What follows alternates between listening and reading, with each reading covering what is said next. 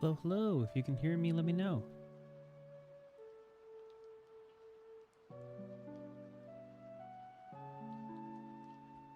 Let me type something in chat. Hello to anyone tuning into this post-stream after the day is over.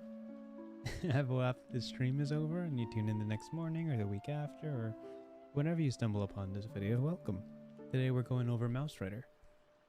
Nothing really happens in the first 4 minutes or so, so if you want to skip ahead, usually this is just the time that I can chat with whoever's here. So, thank you for tuning in. Today we're reading Mausritter. Hope you enjoy.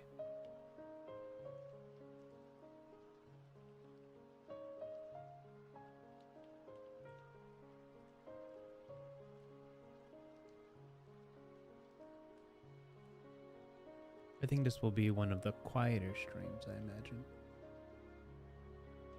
Although Mausritter in and of itself is very popular, and we'll get into that as we talk more about it. So I'm excited to read it. I've been meaning to do this for a very long time. Hey, what's up, Thumper? Welcome back. Curly-haired rogue, hello, nice to see you. I'm trying to be consistent about the time. I think 8:30 it's the time I can almost always make, barring like commuting problems and such. I can't do Mondays for a while. I think Tuesdays are going to be the night, even though all of last year I was doing Mondays. Things change. Scheduling gets more difficult, and now it's Tuesdays until something changes. It's fine. Looking forward to this. Curly-haired rogue says, looking forward to this, honestly. I like TTRPGs with woodland folk. Love the aesthetic of woodland creatures and high fantasy stuff. Have you seen Mausritter before? I think it's exactly that.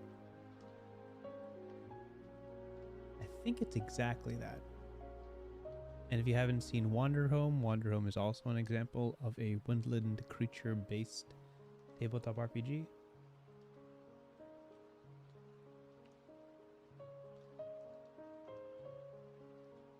There's a bunch more that I'm not remembering right now, where you just play as small animals. I don't know why I can't remember it, but specifically the woodland critter aesthetic. I was a big fan of the Redwall animated cartoon growing up, so this reminds me quite a bit of that. I only really know Mausritter by name and by reputation, so I'm looking forward to this one. This has been on my list for a good long while, and I didn't get to it last year, but I'm hoping that this will be a good read.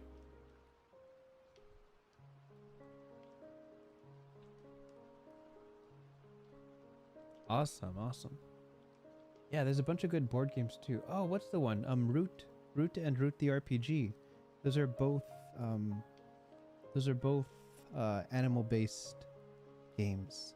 Check out Root and Root the RPG. I think Root the RPG is published by Magpie Games, I'm pretty sure. I've never played Root myself, but my friends have, in terms of Root the board game.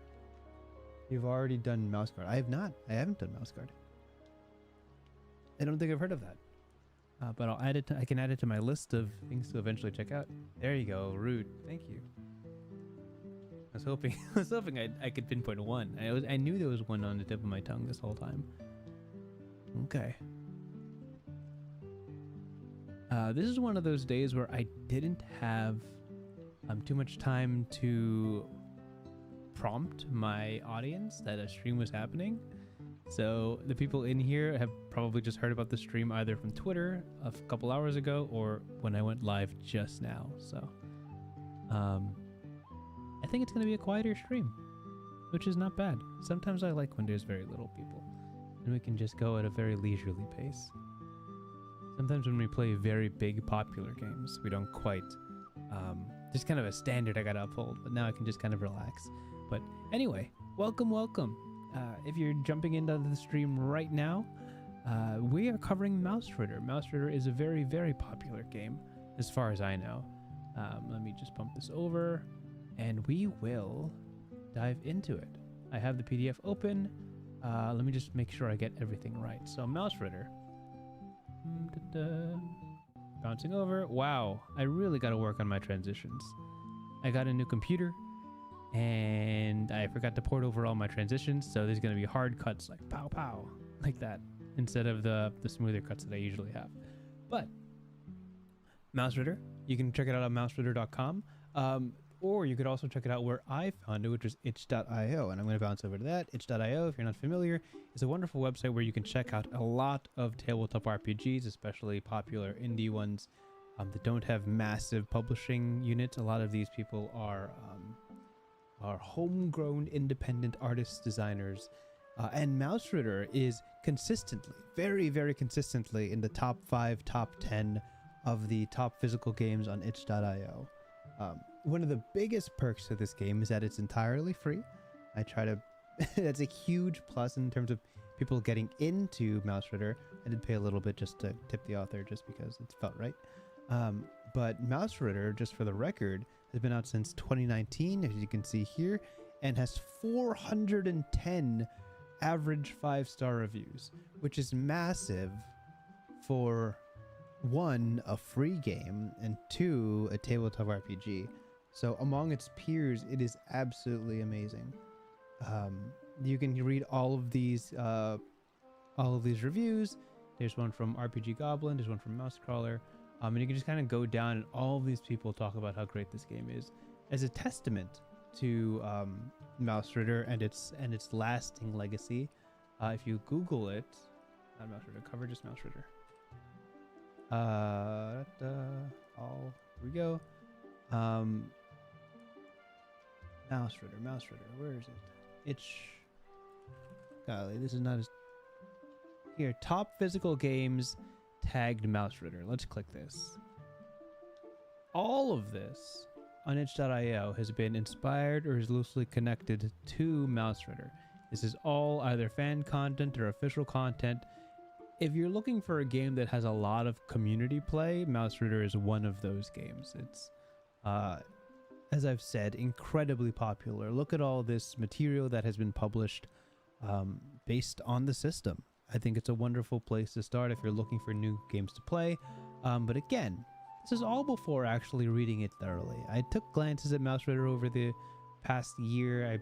Bits and pieces. I've heard about it from other games and other authors, but today's the first day I'm actually going to deep dive and really try to read it. So, let's do it. Looking at the chat, welcome Shane Quigg. I don't know what mouse guard is, but I've heard already 2 people say it, so I guess I'll check it out next. And welcome Pete Strakelich. Welcome. Okay, so if you go to the itch.io Mausritter page, I'm going to do right now, there are a bunch of downloads.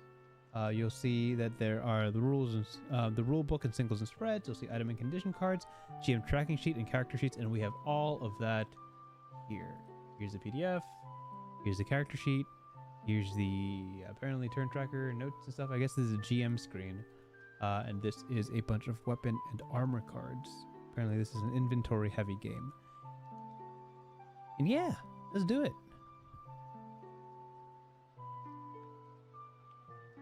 This is the type. This is the art screen. This is the cover of the game. Mausritter is a sword and whiskers role-playing game. Let's get into it. This first page seems to be a table sort of setup to generate characters, as I understand it. Well, this is gear and prices. Okay, so this is inventory laden, so to speak. Mousy names. We can have here a name generator. And what you're carrying if you want to roll a D6 and a D8.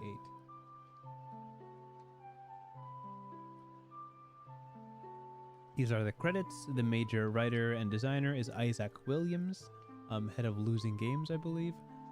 And this editing is by Matthew Pook, development by Andre Novoa. And these are the acknowledgements of games that have inspired it. We did cover Mothership on the 99 More series. Let me zoom in on this. We did cover Mothership on the series. Into the Odd, I believe, is the inspiration of the game system. And these are a number of games that also are loosely related, which is wonderful. Yeah. I would ask curly hair rogue, curly rogue. I forgot your name. How to pronounce your name? I'm guessing you should probably check out these. Oh, Mouse Guard book series. These are all games that have inspired Mausritter.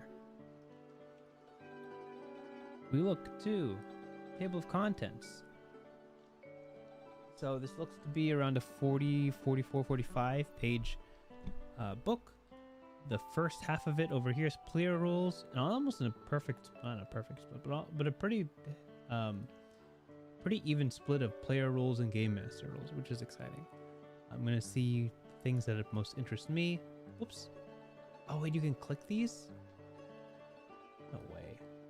You can click them. That's so great. So I want to know encumbrance. That's kind of interesting. Encumbrance is always an interesting stat to track in tabletop RPGs. Obviously, I want to know what is Mausritter. Essential items is curious. How they manage advancement is actually a really interesting thing. I find that how they handle advancement is often very directly tied to the long campaigns and how to maintain interest in the game moving forward. Let's see. There's combat in this game. Good to know. Good to know. There's spells in this game. I didn't know there were spells in this game. Interesting. Hirelings is something I saw on the character sheet, I believe. Yes, hirelings over here. They seem to have very basic stats. Warbands constructions. And then we're going to look here. These are running Mausritter. I'm guessing this is where we're going to learn about what happens behind the screen in terms of rolling and such. A list of creatures is always good. In terms of building out a world. This is a hex crawl type game. Interesting. I wonder if that's a mandatory thing or an optional thing. We'll look into it. And then we have examples of hex crawls and examples of an adventure site toolbox, but I don't know what that is, but we'll look into it. Non-player mice, adventure seeds, and seasons. I'm guessing these are generators that you can use for the journey.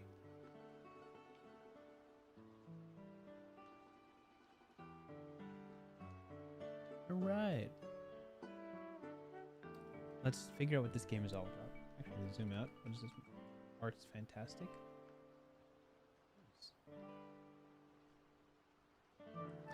Alright, let's read. Brave mice in a dangerous world.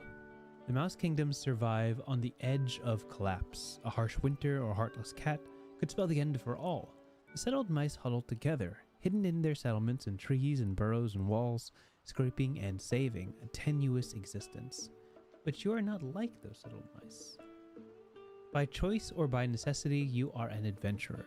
You live by your luck, your smarts, your bravery. With your friends by your side, you will abandon the warmth and safety of the house settlements and venture forth into the dark and dangerous places where other mice do not dare to tread. There is great wealth to be found by those that are willing to take it. The world is old. Great empires of mouse and beast have risen and fallen. It's a huge and dangerous world out there. It does not look kindly on a small mouse. But if you are very brave and very clever and just a bit lucky, you might be able to survive. And if you survive long enough, you might even become a hero amongst mice. Ooh. What is Mausritter? Mausritter is a role-playing game. You in between 2 to 5 friends. Good to know. Can I highlight here? I guess not. You in between 2 to 5 friends play make-believe to create your shared world. The rules help keep the story you tell consistent, interesting, and challenging. So there is a game master here. One of you will take the role of game master that will invent and describe a consistent, believable world, complete with dangerous antagonists, wild lands, and friendly settlements. They will also act as a neutral referee of the rules, applying them fairly to player mice, along with the player characters within the world. The other players take on the role of the mice. They each play the role of a small, brave, and desperate adventurer, delving into dangerous places and exploring the world that the GM describes. What is a role-playing game? Oh, we know this. Role-playing games are shared, collaborative storytelling and problem solving. Role-playing games exist mostly as a conversation. Yep, all things we know. Will you cover the hey, what's up, Jason? Welcome back. Thumper says, will you cover the original small furry creature game Bunnies and Burrows? I don't know what that is, but I can add it to the list. I don't believe I've heard of that. Okay. Do we know this already? Let's find out. Character sheet. Session tracking sheet for GM. Items and condition tokens. Polyhedral dice. We use all the dice here. Except for D100, I guess. Pencils and erasers. Spare paper. Great, we know this. D20, 1D8, 3D6. We understand. Dice notation, which is good. For a 3D or D2, roll a 6-sided die and divide it by 2 or 3. Cool. So we'll need a D3 or D2. How to read this book. Yes. 6 to 18 are for players. 20 to 43 are game master. Great. Okay. Okay, we're getting right into character creation. Pretty good. If you want to help me generate a character, now's the time we're going to do it. The world is very big and very dangerous for a small mouse adventurer. You will need to be very brave and always keep your wits about you. Your mouse has 3 attribute scores. These measure their basic strengths and weaknesses. Strength, physical, strength and resilience. Dex, speed and agility. Will, strength of will and charisma. Okay, so this is like macho stuff, and the ability to take hits. Dex is speed, and will is general mental stats. Okay. Each of the attributes roll 3d6. Keep the 2 highest dice results for a value between 2 and 12. Okay, we could try this. We can try this.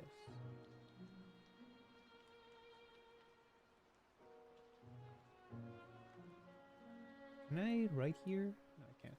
I guess I can't. Interesting. How are we gonna do this? Let's find out. Maybe I could figure out a notepad. I wonder.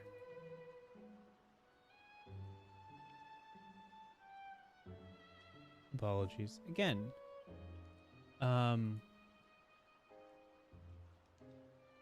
Because I have a new computer, a lot of my old presets from last year aren't holding up. So the ability to write on a PDF, I do not currently have it. But what if I do this? Let's try this. Okay, I could finagle in.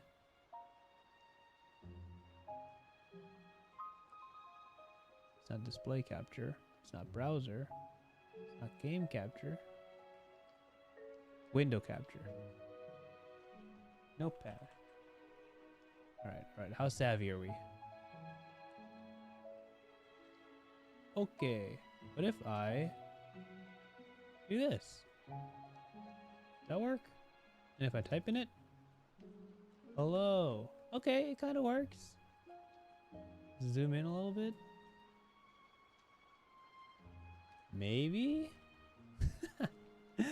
Alright, we're janky here. That's fine. Oh my gosh, it's blocking stuff. How about here?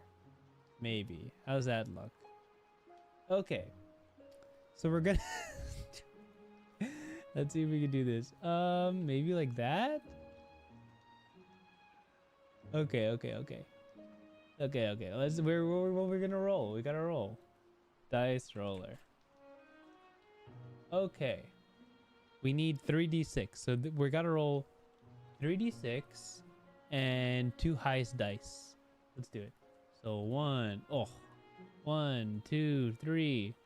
3, 5, 3. So that's 8. Alright, so our strength 8. Yeah? And now we're gonna do dex. 1, 2, 3. 4, 3, 5. Okay, 4 plus 5 is 9, right? 9, okay. And then for our will, which is our mental stat, let's see what we got. 2, 2, 3, 5. Oh, saved. That could have been really bad. Will is 8. Great. That looks good. That looks good. You mean they didn't swap any 2 attributes? No, I think we'll keep it. I think it's fine. Roll d6 for your hit protection. This is the damage your mouse can shrug off before taking serious harm.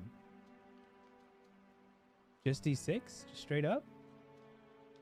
Roll d6 for your mouse's starting pips. This is the basic currency of the mouse kingdom. Alright, well, we're rolling health. This is HP. Okay. 4 is decent. 4 is not bad at all. HP. 4. Yeah? And then this is our pips, which is our currency. Okay. Pretty good rolls. Pretty fantastic so far. Cross-reference the value of your HP with your pips on the background table. This is what your mouse was before becoming an adventurer. Ooh, interesting. Your mouse starts with torches, rations. This seems kind of like a scuffed kind of stream because I do have the perfectly useful character sheet right here, right? But I can't write on it because of like technical issues. So that's unfortunate. So instead we're using this really weird notepad on the side, which honestly it's kind of growing on me, which is not bad. So we're going to add this stuff, right? Starts with torches. Rations. 2 items from their background. I don't know what those are. Weapon of choice. Good to know. If your mouse's highest attribute is 9 or less, that's us. This is us. Roll on the background again and take either item A or B. If your highest is 7 or less, take both. Okay. Wait, we gotta start this. So first is birth sign. I'm gonna shrink this because I need more room, right? Let's do birth sign. Birth sign is 3, which is acorn. Nice. Birth sign. All right. Inquisitive / stubborn, sure. Coat and pattern. We rolled 2d6 for this. 5 and 4. So we have a gray banded coat. Sure. Coat.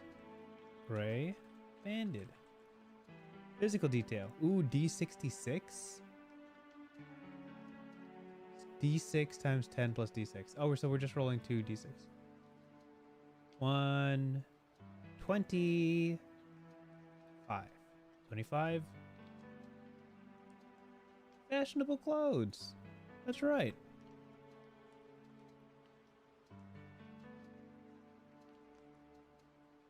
All right. We look good. What I'm gleaning from this is that we look good. Let's see. What else is there? Backgrounds, right. HP and pip. So this is going to determine our background. HP is 4. Pip is 4. So our background is sewer guide. Our background is sewer guide. Background, sewer guide. Background items. Oh, we get both, right? Let's see. Yeah, we get both for this. So, metal file, thread, spool.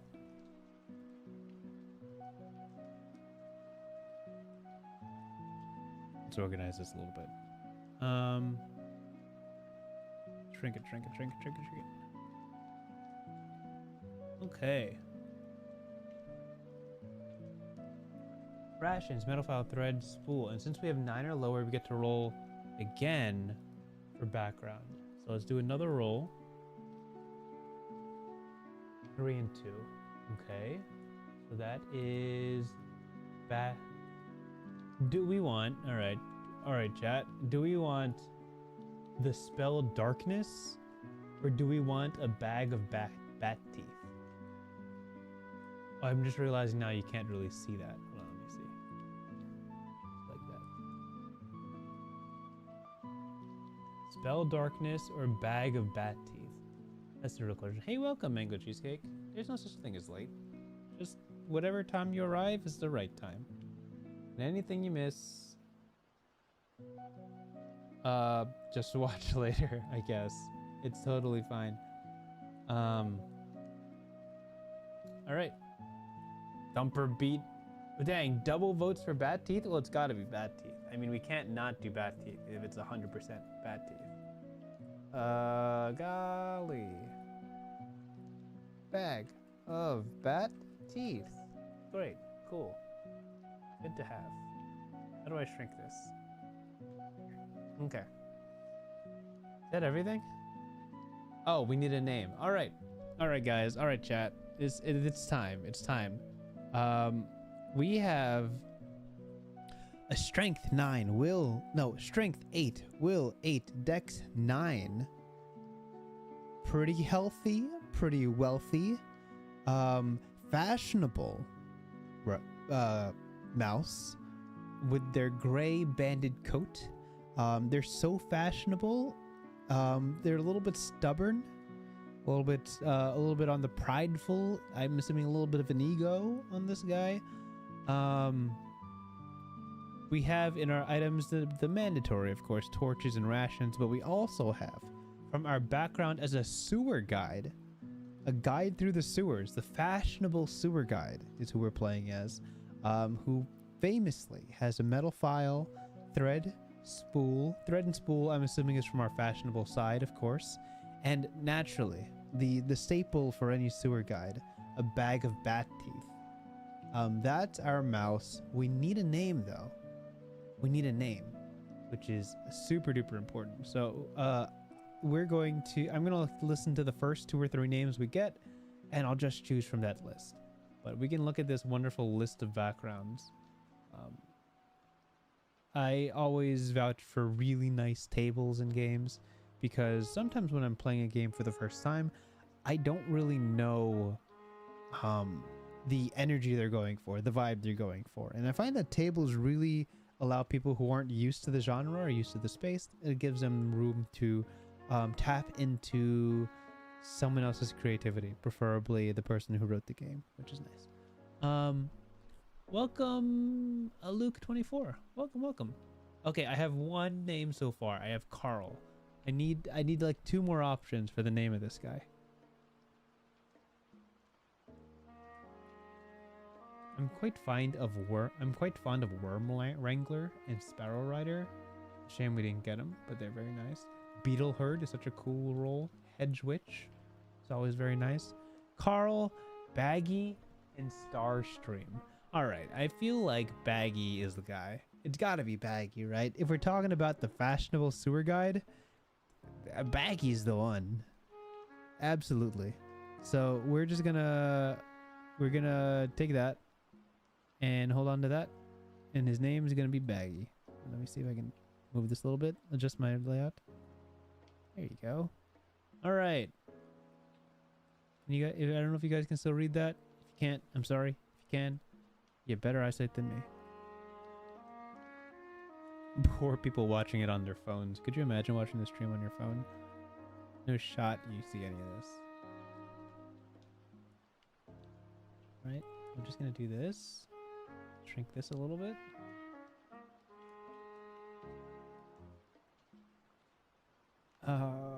We actually don't need this.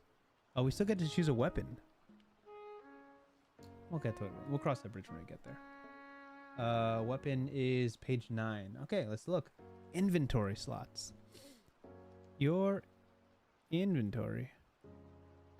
Your mouse carries items in their inventory slots. Most items take up 1 inventory slot. Some larger items, such as 2-handed weapons and armor, take up 2 slots. Oh, interesting. So there's like a... Let's look at the sheet. What does it look like on the sheet? So main paw, body, off paw, body. Main paw, off paw for basically left and right hand. 2 things on the body, and then 6 slots in your backpack. Good to know. Okay. Conditions. Oh, so it's slower to remove things from your backpack. It takes the whole action. Whereas things on your body are faster. Luke. Got him. Conditions are negative effects suffered by our mouse. Each condition must be placed in an inventory slot. Mice can have multiple... Oh, interesting. So if you take a condition, it fills up one of your bag slots, which I guess symbolizes you not being healthy enough to carry more. So imagine you have 2 conditions in this slot, 2 or 3. You don't have the strength to carry any more inventory. That's so clean. What a clean system of like, hey, this is how we quantify you being tired or exhausted or hungry. We just won't give you as much room in your bag. That's a really great way to make it have an immediate impact. Some conditions have additional effects. Conditions can only be removed or by meeting the clear requirement, usually a short, full, or long rest. As an example, injured is disadvantage on strength and dex saves. I feel like having a bit of history in D&D does help understand these words quite a bit. Most items have 3 usage dots. When all 3 dots are marked on an item, it is depleted or destroyed. Usage dots can be cleared from weapons armor for 10% of the original cost per dot cleared.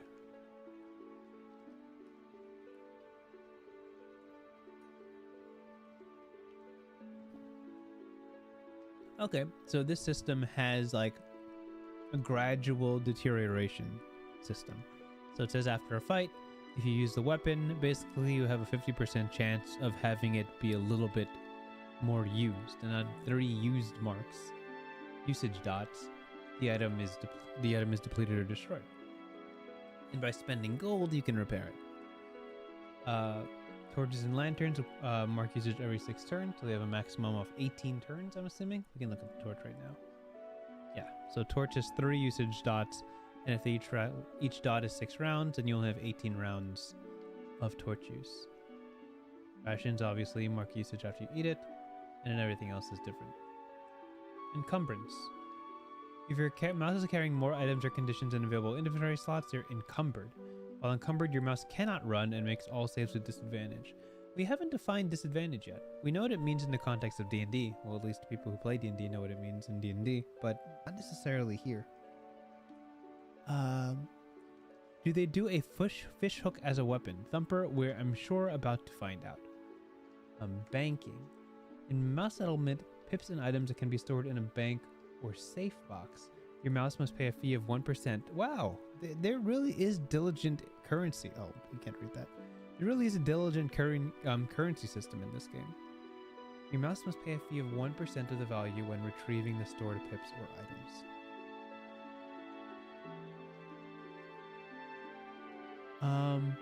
Curly-haired rogue says, might steal some of this for D&D. This is a nice set of exploration and gear rules. Yeah, I mean... Yeah. I always say, right, the 99 More series is me featuring 99 tabletop RPGs. If we're being realistic, and yes, we are being realistic, I will not get a chance to play 99 games, right? In my lifetime, I doubt I'll be able to play all 99 games. But what I can do with a diligent and studious mind is read these games and figure out what makes them special. What kind of audience does it appeal to? What can I learn and take for games that I do want to run or do feel comfortable running? And just be inspired by the other creators who managed to think out of the medieval fantasy box, right? As somebody who has played over 1,000 games of D&D, I don't know how to run those games. And learning other games in other genres has really been an eye-opening experience because I'm realizing all the options I have for storytelling. I'm realizing that there are other ways to play that don't involve a d20, that don't involve even combat, that don't involve monsters or dungeons. There are other games. And even if I never play those games, even if I never find a table to play those games, there's so much to learn. And above all, I don't necessarily want to advocate playing 99 games. That's not really my goal. My goal is to help you find the game that you want to run, that brings you to the table, and improving the games that I do like running with the knowledge that I've gained from all the other ones. Is that not like a goal to strive for? I think it's a really cozy thing to think about. Like, for me, one of my biggest takeaways from this so far, and this is only the 6th page, is that the combination of conditions limiting how much you can carry, used so elegantly in that condition takes up room in your bag. What a fantastic thing to learn from. It makes sense logistically. It makes sense. It's very easy to track, and it's very rules light to understand. Be like, hey, you're tired. Fill one of your bag slots with tired, and you can't put anything there anymore. I think it's great. Luke says over 1,000 games. Wow. Yeah, I played exclusively D&D for 5 years, and I played a lot of D&D. If you do the math on that, you'll understand I played a lot of D&D. Sometimes twice in a day, sometimes every evening. Obviously, I had breaks in the middle, but I was a very, very involved player. And nowadays, now that I'm a little older and I have more responsibilities, and I just have interest in other games, I play a lot less D&D. I am exploring other options for many reasons, and a lot of it is just looking for something new. And I think a lot of people are in that space and that mindset. So, if you Wiseman 303 says, if you play a one-shot in a new system every week, it would take less than 2 years to try 99 new systems. This is true. This is true. The problem with that is that a lot of these games require 5 players, or 3 to 5 players for the appropriate experience. Someone also has to game master, so they also have to learn a new game. You have to have players willing to learn a whole new set of rules, only to put them aside for a new game the week following. So it's not just you who has to be committed to learning 99 games. It's probably 3 or 4 other people who also has to do as well, which is the hard part, right? In a game that's collaborative storytelling, there's only so many solo games you could play. And honestly, I could run a 99 solo tabletop RPGs marathon.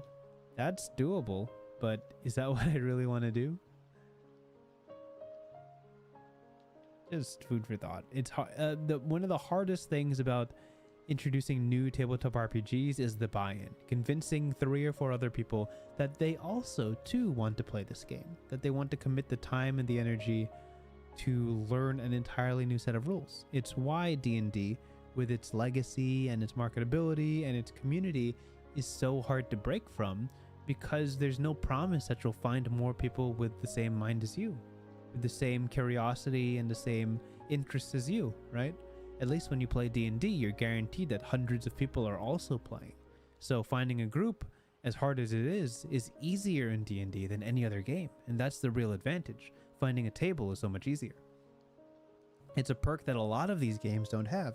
Even Mausritter, I just showed you that on itch.io, it's one of the most popular tabletop RPGs, with 400 reviews over 5 years.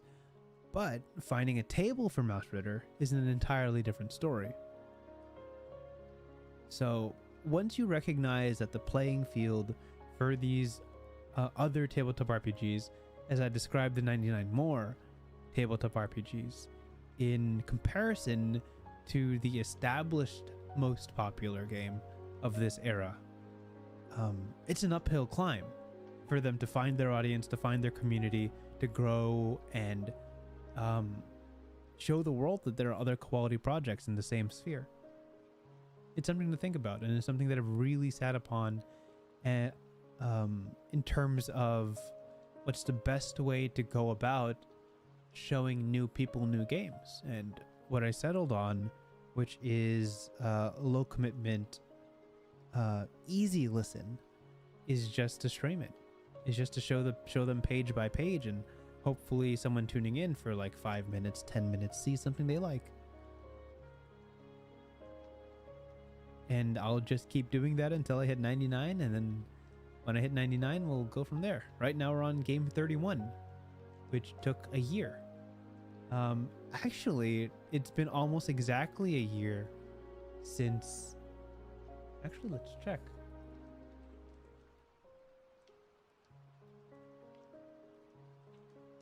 View your channel. Videos. When did I release this? Oh my gosh, I'm watching ads in my own video. Everybody look away. January 15th, So January 15th, 2023 was 10 days after the whole OGL situation in D&D 5e, which was when a lot of the creators for D&D and 5th edition specifically realized that the company didn't really... Oh, thank you so much, Aluk. Wow, thank you so much. It's been a long time since I've had a donation, so I really appreciate that. The D&D... golly, where did I leave off? Skip this ad, screw that. I'll just at least leave this in the background. Yeah. January 5th was when we all realized that we were being taken for granted. That the third-party sphere of homebrew creators and content creators on YouTube realized that moving forward, the D&D sphere might just utilize us for profit and not appreciate the creators that helped grow the game, and all the streamers and all the personalities that spawned from this tabletop almost renaissance, so to speak. Some of us worked for years and years talking about Dungeons and Dragons, and only the very select few ever got to meet the people who made the game. Whereas when you pick up a game from itch.io and you want to talk to the creator, you shoot them an email and they just talk to you. They just answer because they love their game and love talking about it. And once I realized that you could just reach out to the creator themselves and get an honest opinion about what they love about their game and what they're trying to share, I realized there's an entire untapped community of people who are just so excited about tabletop RPGs that the D&D sphere will never ever meet. And I thought that was an injustice.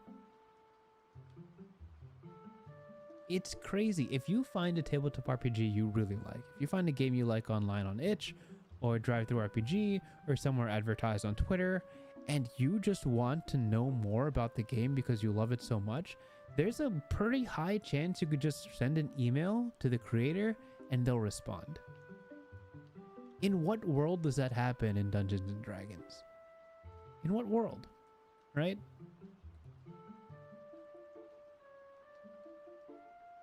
It's wild how so many of us commit to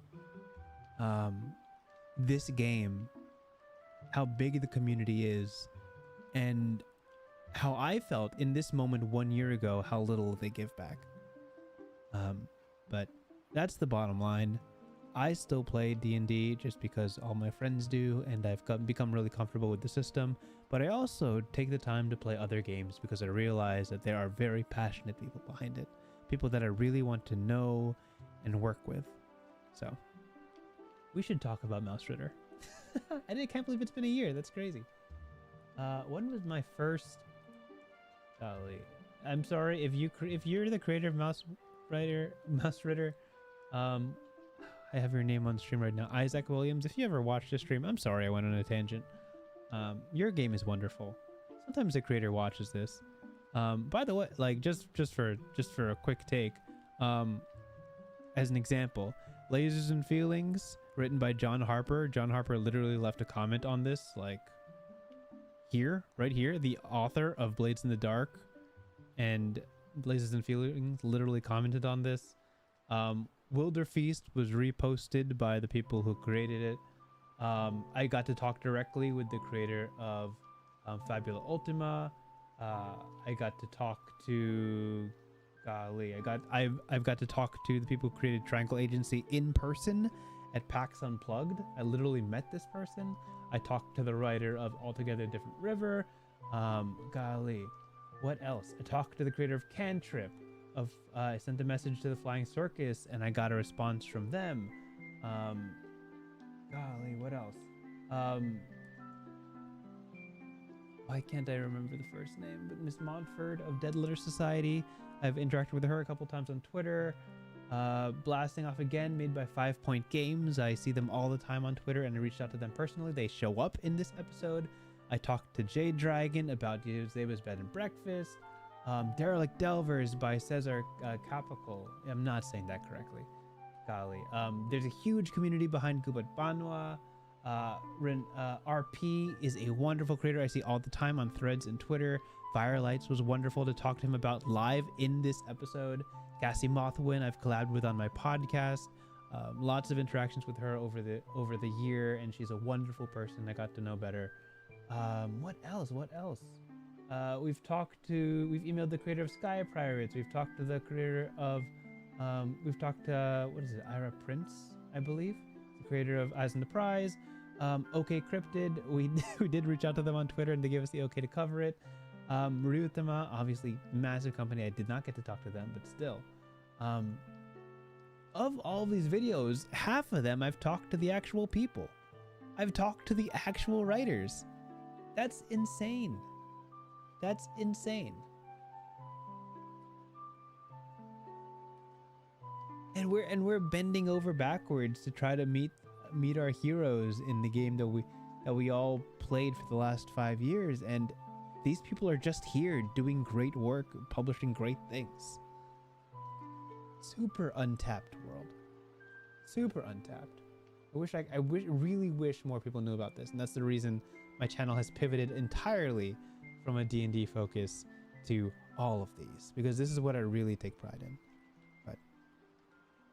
But for the very few people who are listening to this stream, I'm glad you're here. That's all it comes down to. By the way, fishing hook right there.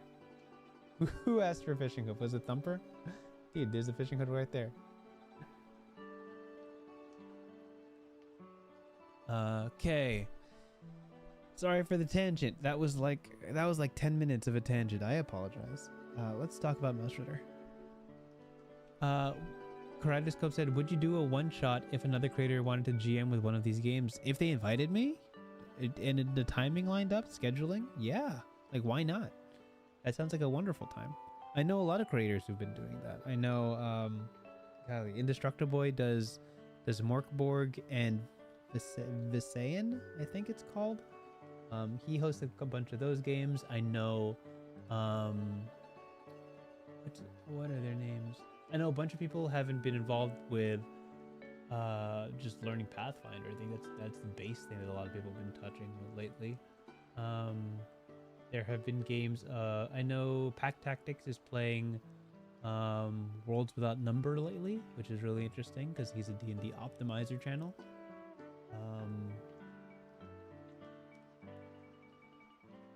Yeah, it happens. And people play new games and are excited about new things, and it's not that they're like they never existed before 2023. These games have been running for years and years and years and years. They were created alongside Dungeons and Dragons.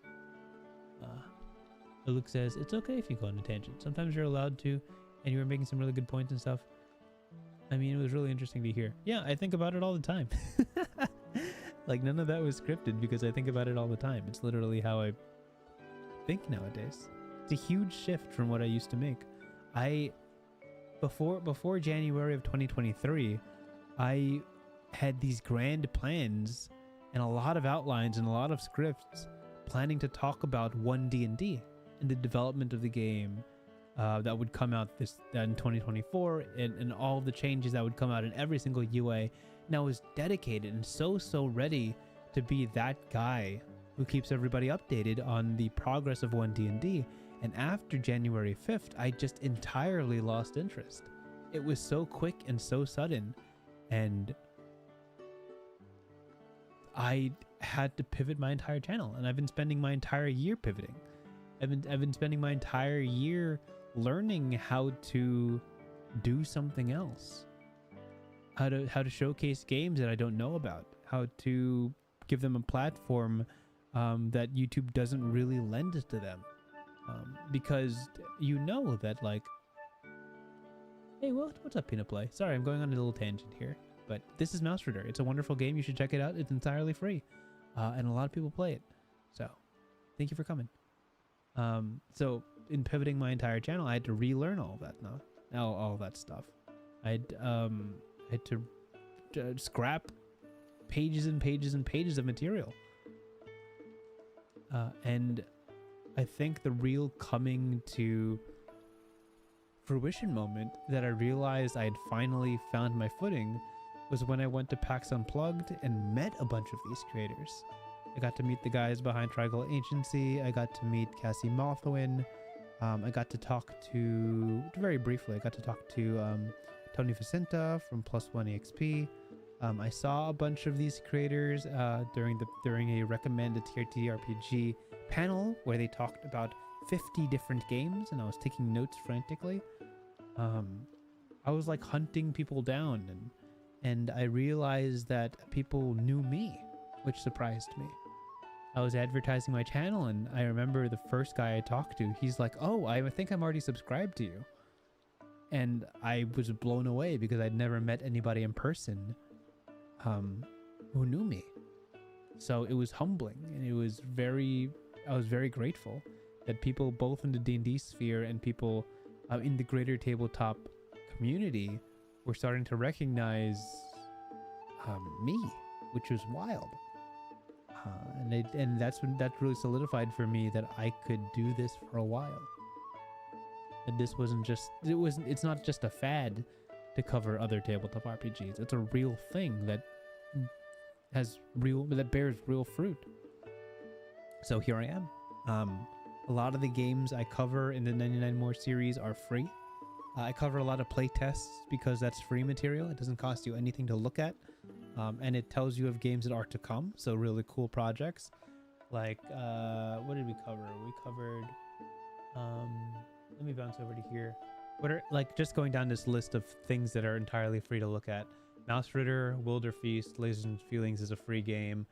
The character creation, not the character creation, but the quick start for Fabula Ultima is entirely free. Triangle Agency Delta Test is free. Tales of the Valiant, the recent updates are also free.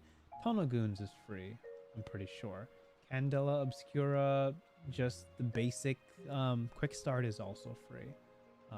What else here?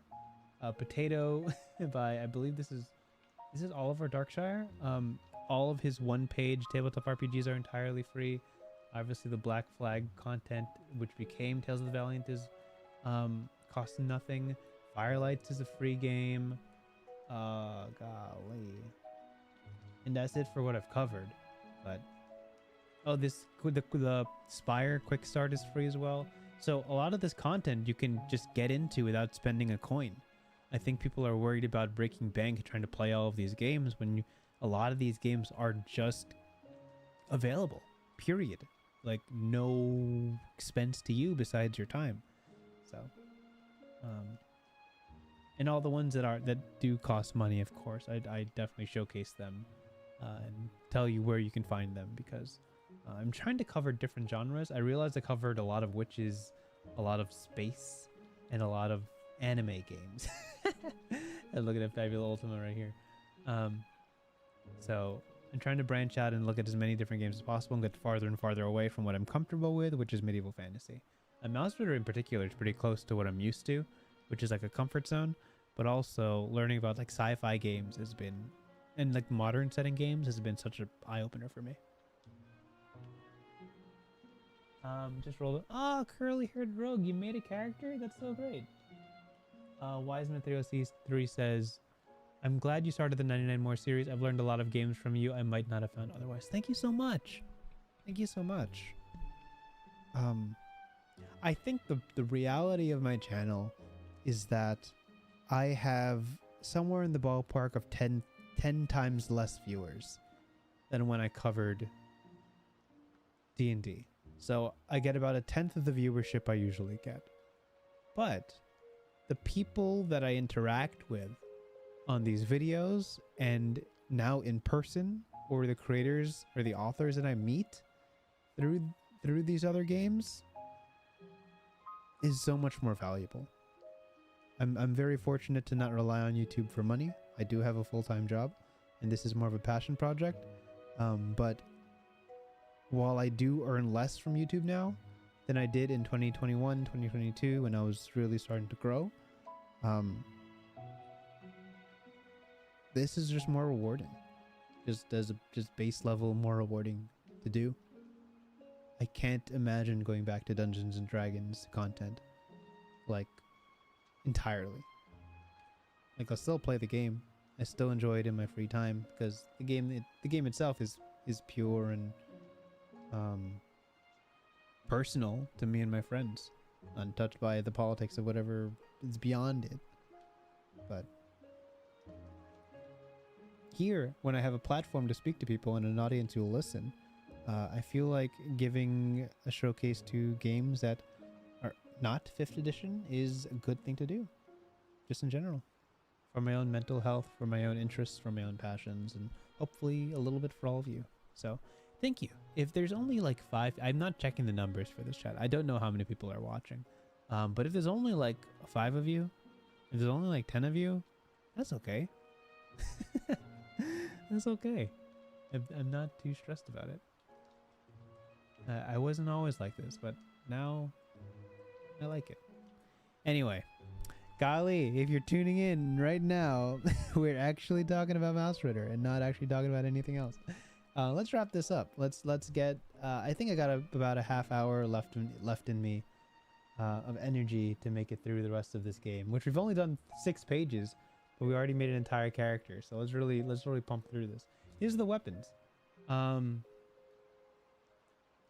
A lot of these are very familiar to me in terms of D&D. Improvised. Always mark usage after a fight. Oh, so these are like makeshift items, and they'll always wear down no matter what. Heavy items are stronger, but they use both paws. This is very familiar. Medium is like versatile in D&D. It grows bigger if you use both hands. Heavy ranged requires both paws. And light ranged requires only one paw. And light only requires... And light is d6, the small dice. But if attacking with 2 weapons, roll both dice and use the better result. Great. Cool. Nice. Light armor. Armor reduces damage. Light armor reduces 1. Heavy armor reduces 1 as well.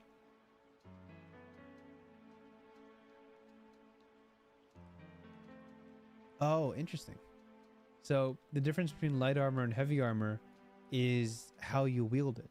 Light armor is body plus paw because it incorporates this button shield, which is pretty cute. The heavy armor is both body slots. So you can look over here to understand body slots. So it'd be like, let's look at this. So light armor would be off paw and body, so these 2 slots. Heavy armor would be these 2 slots. But they provide the same amount of armor.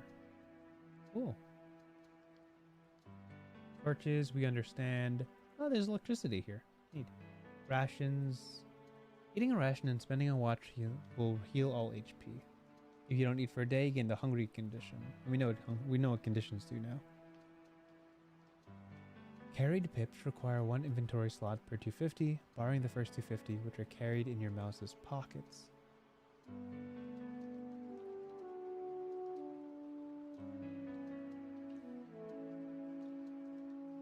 Yes, I know this. Okay.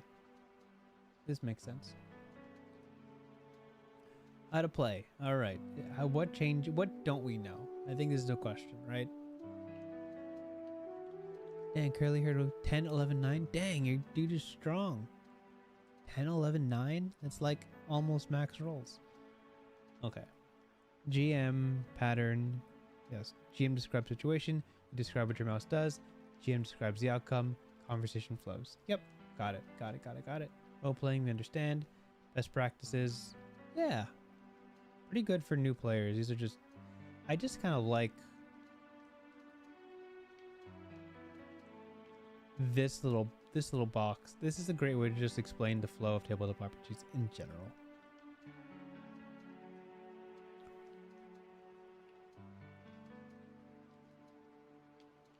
Ask a lot of questions, work together, dice are dangerous.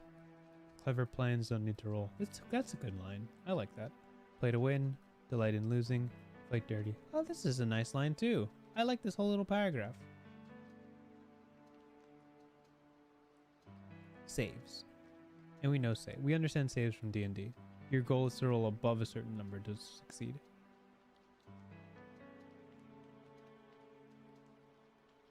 Yeah, this is all familiar stuff. This is all very familiar to D&D. The advantage is 2d20 take highest.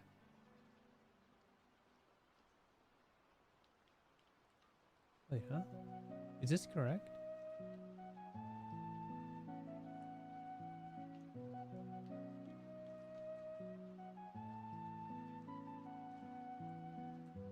Oh, this is a little bit different. I was reading this incorrectly. Let's try this again. To make a save, roll a d20. If this result is less than or equal to the relevant attribute, your mouse succeeds. So your goal is to roll low. And the lower the DC, the lower the difficulty, the harder the check. So don't roll above it.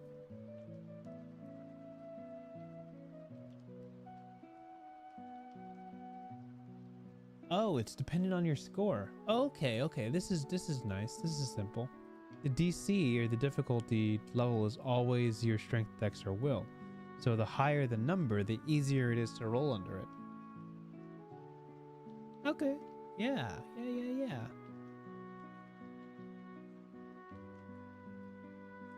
If you roll a save, yeah, because the goal is to get the lowest result. This makes sense. Advantage, disadvantage, great. Cool. I get it. And then combat.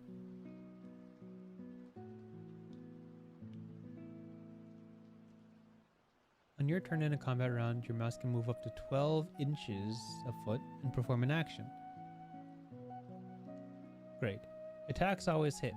Cool. Cool system. Roll your weapon's die and do that much damage to the opponent minus their armor. When the attack is impaired, just firing into cover, roll d4 for damage regardless of weapon. The target is enhanced, roll d12. Interesting. So all these weapons are intentionally between d6 to d10. Impaired lowers the dice to d4 no matter what. And what is it, advantage? Enhanced, it always goes up to d12. It's like a catch-all, it's good now. Nice.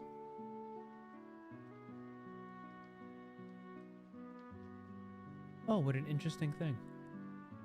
So, when you take damage, initially your HP goes down, your hit protection. Once you're out of HP, damage is dealt to your strength.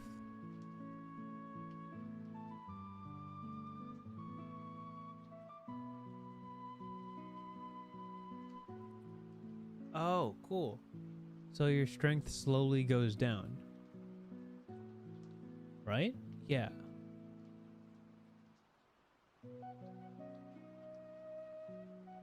And as it goes down, it gets harder and harder to pass the strength save, because as the number goes down, the DC gets lower and lower and lower, and it gets more difficult to hit it. Okay.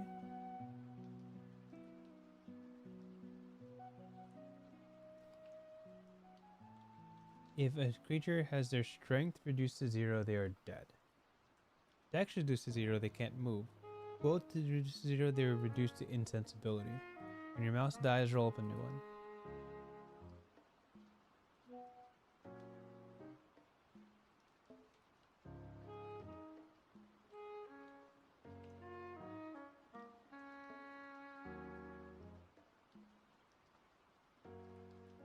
Rest and healing. Short rest, take one turn. So short rest, you heal not necessarily your max HP. Long rest, heal all HP. If HP was already full, restore D6 to an attribute score. Oh. Oh, long rest and full rest are two different things. Okay, I was gonna say. Long rest takes one. Short rest is literally instantaneous, as in it takes one turn. But long rest is a full watch, like a meal and sleep. A full rest is a week. Oh, full rest is a week. Interesting. So, after you lose all of your health, your stats start going down. And these stats don't recover until your HP is full or you take a full rest. If your HP is full, then you can start restoring D6 to an attribute score. Oh, okay. So recovery takes a while, what I'm understanding here.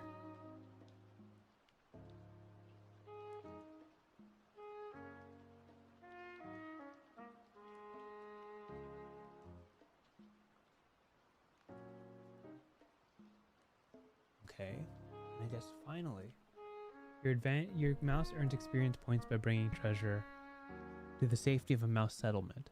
So the goal is to kind of take rewards back. Every pip worth of treasure earns 1 XP. You can earn additional by spending on the whole community. For every 10 pips spent this way, your mouse earns 1.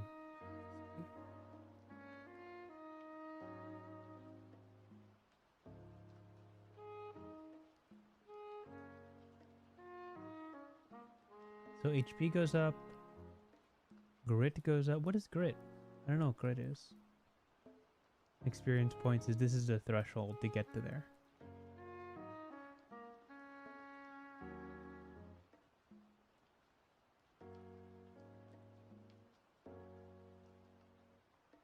Oh, interesting. Look at this.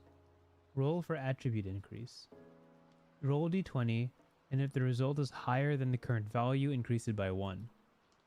So if we have an 8, 9, and 8, let's just test this and see what that looks like. So if I want to, so on a level advancement, I'm trying to increase my strength 8, dex 9, will 8. So if I roll a d20 and the number's higher than those numbers, then my value goes up by 1. So this will be a roll for strength. Okay, strength stays the same. This is the roll for dex. Dex stays the same. This is a roll for will. Okay, so will goes up. So I would have strength 8, dex 9, will 9 if this is what I rolled for my level advancement. Interesting. I feel I'm not too fond of that. Just personally, I feel like gambling on level advancement is kind of unsatisfying. I understand why it's done, but I'm personally not too much of a fan. Roll hit dice. And yeah, when you level up, you roll these dice and get the new number. As long as it's higher. If it's not higher, then just increase by 1.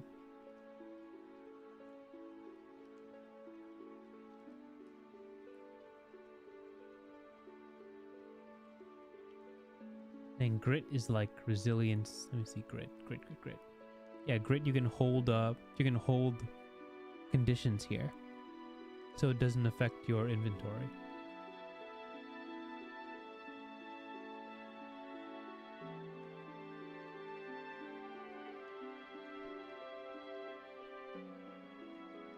Yeah, okay. I think once we make it to the player section, I'm gonna call it quits on the stream just because I'm a little bit winded today. I'll probably read the rest of this on my own time just to process the rest of it, but hopefully by getting through the player section, you might find interest in what this game has to offer, but a little bit lower energy today than usual, so forgive me for that. Again, if you're joining the stream right now, welcome. We're reading Mausritter. Mausritter is free and it's very popular. I'm just seeing a lot of similarities to D&D, at least more than I have seen in other games, but it's different enough that it's actually really interesting how they handle inventory and conditions, and it's simple. It's very easy to pick up from what I'm reading. Like, we've read through pretty much all of the major rules, and it's only page 7. Magic. You can sell spells. I don't think that's what I wanted to know. Casting a spell. So spells are in tablets, and you gotta hold the tablet to cast a spell. Decide the power to cast it with. Guessing power is strength x will. And up to the number of usage dots remaining. Also, you can expend multiple usage dots on one cast of the spell. Whole number of d6 equal to the power of the spell. Each die which shows 4, 5, or 6 mark 1 usage. Okay. Let's look at the spells.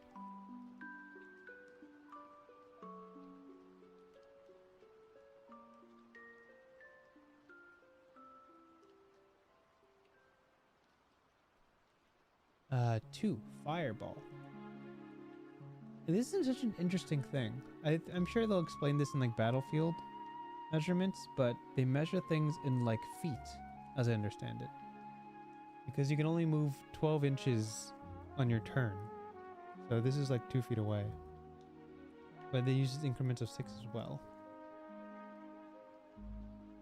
Fireball, heal, magic missile, fear, darkness, restore, be understood. Ghost beetle. Hi, ghost beetle. Create an illusionary beetle that can carry 6 inventory slots. Dice 6 turns. Oh, nice. Bury in the beetle graveyard for 3 nights. What is this? Oh, how to recharge it? Oh, that's fun. That's so fun. To recharge a spell tablet, there's very specific things you have to do. Dang. Yeah, look at this. Leave uncovered in a lightless place for 3 days. Bury in a peaceful field or riverbank for 3 days. Yeah, look at this. This is like very specific ways to recharge a spell or recharge a tablet. Look at this one. Give away freely to a creature of another species. You mean the tablet or just anything in general?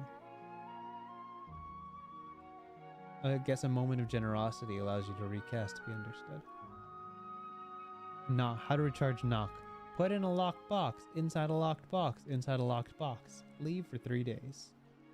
Grease. Rub all over an animal fat. Leave until it putrefies. Yeah. Invisibility. How to recharge this. Go a day without opening your eyes once while holding the spell. Catnip. Give a cat a gift it truly desires. That's fun. That's fun. And this is the hireling system. Torchbearer. Wages per day.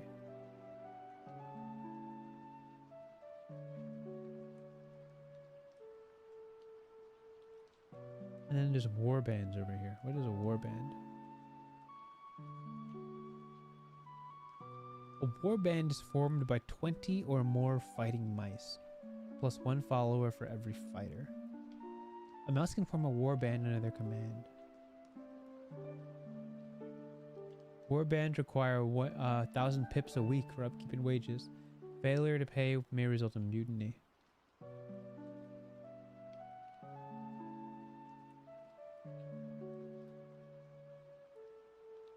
Well, that's fun. There's like a mass army ruling system.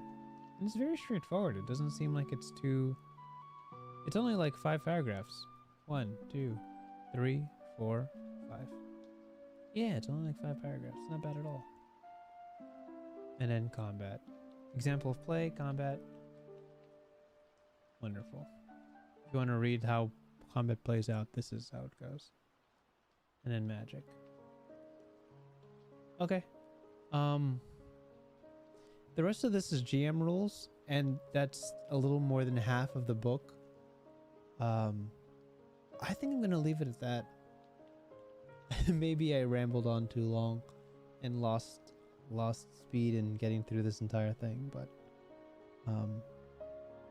from what I've read, as a player, learning how to play this game might take an hour tops, right? Just reading through character creation, understanding the very basics of how to interact with the world seems pretty darn simple.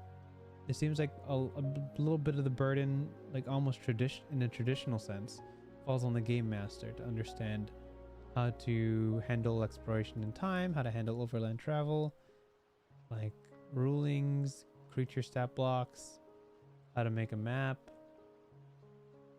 stuff like that, and mouse settlements and factions. It seems like as short as this thing is, 25 2-page sections, right? There's a lot of resources in how to create this world. And look right here, there's landmarks here. There's how to fill hex crawls, factions, how to make like enemy units and systems. That's actually really sick. It's an example of a place in case you're looking at what this might look like when you're making it. An adventure site toolbox. So this is how you create dangerous places, right? And again, even if you never play this game, look, this is treasure. This is treasure, like a whole section of it. Even if you never play this game, it's fantastic to use as a resource to use in games that you want to play, right? Again, you're not paying anything for this. If you really just want to pull it up, it's on itch, it's on Mausritter.com, entirely free. All of these pages are free. This is free, this is free, this is free, this is free, right? All of these tables that you could use for random item generation. What is this? Non-player mice. This is how they appear. This is their friendship, their wants, their quirks. This right here, you could just make like 50 different NPCs just from this. This is their adventures, things you want to do. Look, there's list of problems, list of complications. It just seems like a fantastic resource in general for medieval fantasy. So that's the whole thing. I could have gone through it in detail, but I feel like you guys got the gist, and I wouldn't do it justice with my current energy level. So this is by Losing Games. Also Isaac Williams, I believe, is the main writer for this. Very charming. Won't cost you a dime, and very available here at Mausritter.com. Check it out. Other than that, thank you all for tuning in. Thanks for listening to me ramble. Next week will probably be another game. If you have any suggestions, toss them in the comments of this video. If you toss it in chat, I might miss it on review. And again, thanks for tuning in. Each individual one of you is really important to me in terms of just people who enjoy reading about and learning about this stuff. So thanks for tuning in, and good night. Oh, what do I say? Usually stay frosty. Stay frosty. Wow, I really got to fix that transition.